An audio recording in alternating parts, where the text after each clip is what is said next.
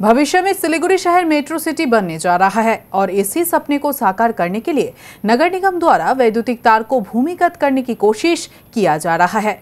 राज्य विद्युत आवंटन विभाग द्वारा शहर के कुछ वार्डों में पहले चरण का काम भी शुरू हो चुका है। इसी विषय को लेकर रविवार के बाद सोमवार को भी नगर निगम कार्यालय में नगर निगम के अधिकारी, पीडब्ल्यूडी के अधिकारी तथा विद्युत विभाग के अधिकारियों के साथ मेयर ने एक बैठक किया, जहां विभिन्न आने वाले दिनों में किए जाने वाले विषयों को लेकर चर्चा की गई।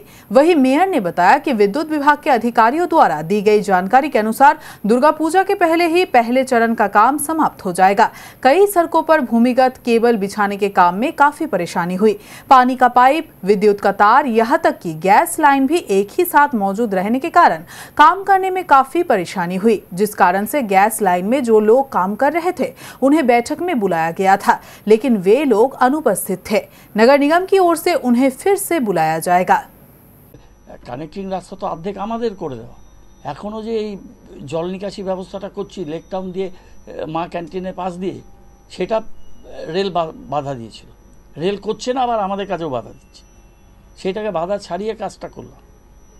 ওইদিকে যে যতগুলো 3/3 ওদিকে যতগুলো রোড সব তো নর্মাল ডেভেলপমেন্টে করা, আর মেন রাস্তাটা আমরা করতে পারবো না। মেন রাস্তাটা তো ভেঙে চুরে চৌচির হয়ে একেবারে চাষনালা খনি হয়ে আছে। তা একটা জাতীয় পর্যায়ে একটা যদি স্টেশন হয় তার পেরিফেরিয়াল জোনগুলো ঠিক করবে না, আর ওদের এটা দেখা কি কর্তব্য না রেলের, যে এতগুলো যে ওদের কোয়ার্টারগুলো অ্যাবান্ডেন্ড হয়ে আছে, ওখানে যে প্রত্যেক দিন ল অ্যান্ড অর্ডার প্রবলেম হচ্ছে, সেটা কে দেখবে? এই বিস্তীর্ণ এলাকা, জংশন, এনজিপি, আরও শিলিগুড়ির টিকিয়াপাড়া থেকে আরম্ভ করে বিভিন্ন জায়গা, শিলিগুড়ির তো 70% জায়গা হচ্ছে রেল অ্যান্ড ডিফেন্স, 30% জায়গা নিয়ে তো আমরা কাজ করছি। তা সেইখানে যদি ওরা একটু মনোযোগী না হয় তাহলে তো আমাদের পক্ষে এটা খুব অসুবিধে। আর যে জায়গাগুলো আছে সেই জায়গা রাজ্যের জায়গা রাজ্যকেও ফেরাচ্ছে না, প্রত্যেকটা জায়গায় টাকা চাচ্ছে। আর কিছু কিছু জায়গা ওরা বড় বড় ব্যবসায়ীদের বেচে দিয়েছে। তো রাজুবিজ কি রিং রোড বলছে, নানান রকম বলছে। আমাদের গভর্নমেন্টের একটা পরিকল্পনা আছে যেটা মমতা বন্দ্যোপাধ্যায় ঘোষণা করেছিলেন, সেটা নিয়ে কাজ হচ্ছে। সেটা মেদিনীপুরের এদিক দিয়ে অল্টারনেটিভ শিলিগুড়ি কলকাতা একটা রোড করা, সেটা সময় বাঁচবে।